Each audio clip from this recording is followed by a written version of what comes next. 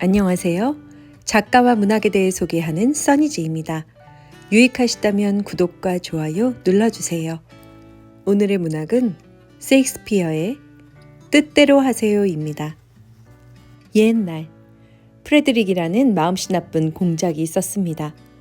그는 당연히 형차지가 되어야 할 공작의 자기를 가로채고 형을 내쫓아버렸습니다. 그의 형은 아덴 숲으로 들어갔지요. 거기서 영국 셔우드 숲의 로빈 후드처럼 살았습니다. 추방당한 공작에게는 로잘린이란 딸이 있었습니다. 로잘린은 프레드릭의 딸인 시리아와 함께 궁에 남아 있었습니다. 그 둘은 친자매보다 서로를 사랑했지요. 하루는 궁정에서 레슬링 시합이 열렸습니다.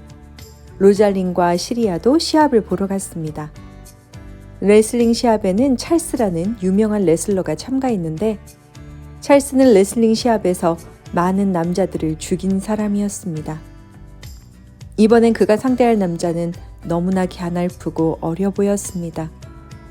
로잘린과 시리아는 그 사람도 다른 사람처럼 틀림없이 죽을 거라고 생각했습니다. 로잘린과 시리아는 그 남자에게 싸우지 말라고 했습니다. 하지만 남자는 아랑곳하지 않고 미소를 보였습니다. 오히려 시합에서 이겨 예쁜 아가씨들한테 칭찬받고 싶다는 마음이 들었습니다. 그 젊은 남자 이름은 오란드였습니다. 로잘린의 아버지처럼 오란드도 형에게 유산을 뺏겼습니다. 그래서 그는 로잘린을 보기 전까지는 별로 살고 싶은 생각이 없었습니다. 인정머리 없는 형 때문에 몹시 슬펐기 때문입니다. 하지만 아리따운 로잘린을 보자 힘과 용기가 솟구쳤습니다. 드디어 레슬링 시합이 시작됐고 기적 같은 일이 일어났습니다. 오란드가 찰스를 땅바닥에 내동댕이 친 것입니다.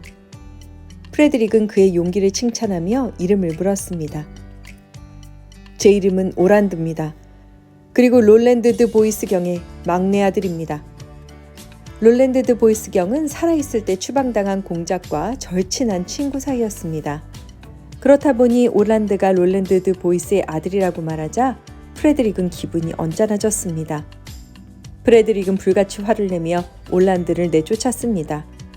하지만 로잘린은 잘생긴 젊은 이방인이 아버지의 옛 친구의 아들이란 말을 듣고 기뻐했습니다. 그녀는 사람들이 멀리 사라지자 용감한 젊은이에게 다가가 한 번 더 친절한 말을 해줬습니다. 로잘린은 목에서 목걸이를 벗어 그에게 주며 이걸 받아주세요. 가진 게 이거밖에 없어요. 오란드는 로잘린의 아름다움에 흠뻑 빠져 아무 말도 할 수가 없었습니다. 그녀가 떠나자 그는 혼잣말을 하며 한숨을 쉬었습니다. 난 레슬링 시합에서 찰스를 쓰러뜨렸어. 그런 내가 저 가냘픈 여인에게 정복당했군. 아, 로잘린. 로잘린과 시리아는 그 잘생긴 레슬러에 대해 이야기를 나누었습니다. 로잘린은 그를 처음 본 순간 사랑에 빠졌다고 고백했습니다. 그렇다면 앞으로는 언니의 사랑과 레슬링을 해야겠네? 내가 잘할 수 있을까? 나보다 더 훌륭한 레슬러들이 많은데 말이야. 저기 공장님이 오고 계셔? 무슨 일인지 화가 잔뜩 난 얼굴이야. 프레드릭은 로잘린에게 다가와 당장 궁을 떠나라고 했습니다. 아버지, 갑자기 왜 그러세요? 로잘린 언니가 없으면 저도 살 수가 없어요. 로잘린, 넌 열흘 안에 20마일 밖으로 나가지 않으면 죽게 될 것이야. 로잘린은 하는 수 없이 추방당한 아버지를 찾아 아덴 숲으로 떠났습니다. 로잘린을 끔찍하게 사랑하는 시리아는 로잘린 혼자 위험한 여행을 떠나게 내버려둘 수가 없었습니다. 그래서 키가 큰 로잘린은 젊은 시골 청년으로 변장을 하고 사촌 시리아는 시골 소녀로 꾸미고 같이 길을 떠나기로 했지요. 로잘린은 가니메드, 시리아는 알리에나로 이름을 바꿨습니다. 마침내 아덴 숲에 도착했을 때 두 사람은 몹시 지쳐 있었습니다. 풀밭에 철썩 주저앉아 있을 때였지요. 양치기가 그곳을 지나갔는데 로잘린은 그에게 먹을 걸 줄 수 있는지 물었습니다. 양치기는 음식을 나눠주면서 양떼와 집을 팔려고 내놓았다는 이야기를 했습니다. 그 말을 들은 두 사람은 집에서 가지고 나온 돈으로 양떼와 집을 샀습니다. 그런 다음 숲에서 양을 치며 살았습니다. 그쯤 오란드는 숲속을 헤매다니며 하루하루를 살아가고 있었지요. 형이 노리바가 목숨을 노리고 있었기 때문입니다. 그러다가 우연히 숲에서 추방당한 옛 공작을 만났습니다. 공작은 친절하게도 자신과 함께 지내자고 권했습니다. 숲에서 살면서도 오란드는 로잘린 외에는 아무것도 생각할 수가 없었습니다. 그는 숲을 이리저리 돌아다니며 나무에 로잘린의 이름을 새기고 사랑의 시를 적어 나뭇가지에 매달아 놓았습니다. 어느 날 그곳을 지나가던 로잘린과 시리아는 사랑의 시를 보았습니다. 그리고 오란드와도 마주치게 되었지요. 로잘린이 남자 옷을 입었기 때문에 오란드는 로잘린을 알아보지 못했습니다. 그렇다고 해도 어쩐지 깜찍한 양치기 젊은이가 마음에 들었습니다. 그 양치기가 어딘지 모르게 자기가 사랑하는 로잘린과 닮아 보였습니다. 숲을 돌아다니며 나무마다 사랑의 시를 매달아 놓는 사랑에 빠진 바보가 있군요. 만일 그를 만나면 그의 바보 같은 마음을 금방 치료해 줄 수 있을 텐데. 그 말을 듣고 오란드는 자신이 바로 그 사랑에 빠진 바보라고 고백했지요. 날마다 절 찾아오세요. 제가 로잘린인 것처럼 연극을 할게요. 그거 좋은 방법이군요. 당신이 사랑하는 연인에게 하듯 제게 청혼하세요. 그럼 전 당신의 모든 사랑을 받아들일게요. 날마다 오란드는 로잘린의 집을 찾아갔고 그는 로잘린에게 하고 싶었던 온갖 달콤한 말을 하면서 기쁨을 누렸습니다. 로잘린도 즐거운 나날을 보냈습니다. 오란드가 속삭이는 사랑의 말을 들을 수가 있었으니까요. 그러던 어느 날 로잘린은 공작을 우연히 만나게 되었습니다. 공작은 로잘린에게 어떤 집안의 딸인지 물었습니다. 로잘린은 농부의 옷을 입고 있다는 걸 깜빡 잊고 공작만큼 훌륭한 집안 출신이라고 대답을 했습니다. 공작은 그 말을 듣고 즐거워하며 한참 웃었습니다. 어느 날 아침 오란드가 로잘린을 만나러 가는 길이었습니다. 그는 땅에 누워 잠들어 있는 남자를 보게 되었지요. 그런데 이게 무슨 일입니까? 상처를 입은 커다란 뱀이 그 남자의 목을 휘감고 있는 것이었습니다. 오란드는 가까이 다가가 그 뱀을 멀리 던져버렸습니다. 다음에는 암사자가 어슬렁어슬렁 가까이 다가왔습니다.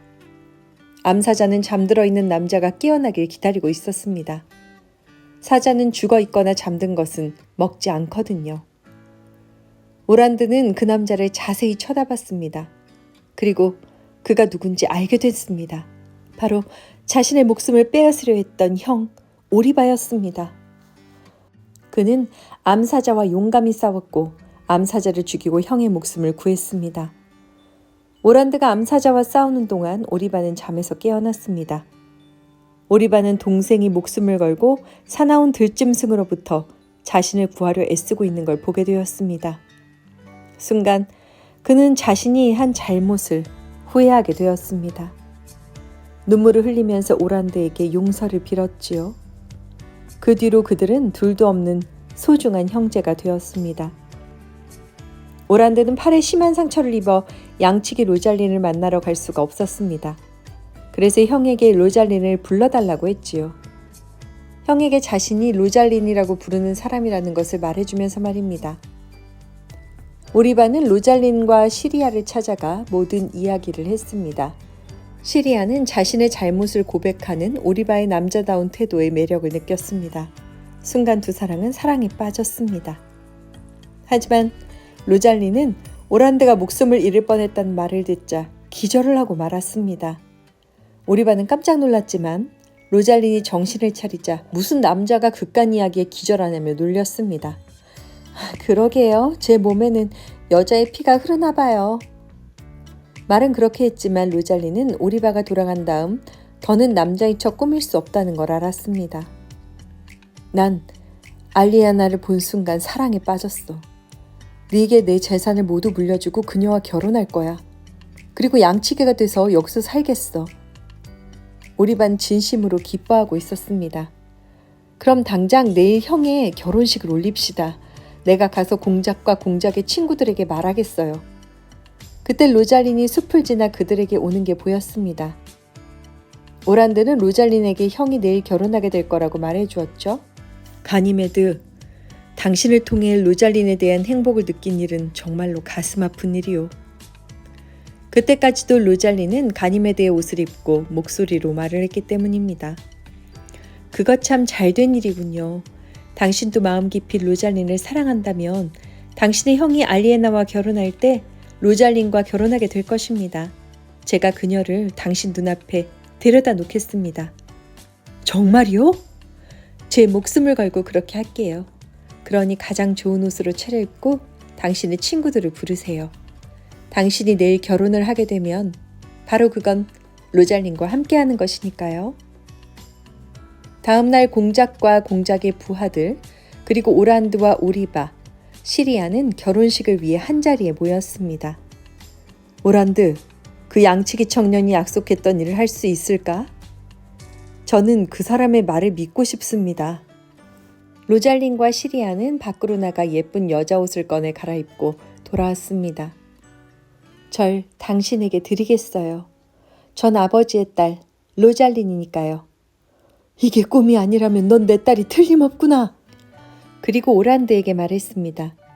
절 당신에게 드리겠어요. 전 당신이 사랑하는 여인 로잘린이니까요. 정말로 이게 꿈이 아니라면 당신은 나의 로잘린이군요. 당신이 제 아버지가 아니라면 제겐 아버지가 없는 거예요. 그리고 오란드를 향해 말했지요. 당신이 제 남편이 안 될 거라면 제겐 남편이 없는 거랍니다. 그렇게 해서 오란드, 로잘린, 오리바, 시리아는 결혼식을 올렸습니다. 결혼식은 울창한 숲속 빈터에서 즐겁게 거행되었어요. 그 뒤 결혼식을 올린 부부들은 공작과 함께 고향으로 돌아가 행복하게 살았습니다. 프레드릭은 어떻게 됐냐고요? 그는 온 세상에 자신의 사악함을 들키고 말았답니다. 그래서 형에게 공작의 지위를 돌려주고 자신은 용서를 빌러 수도원으로 들어갔습니다.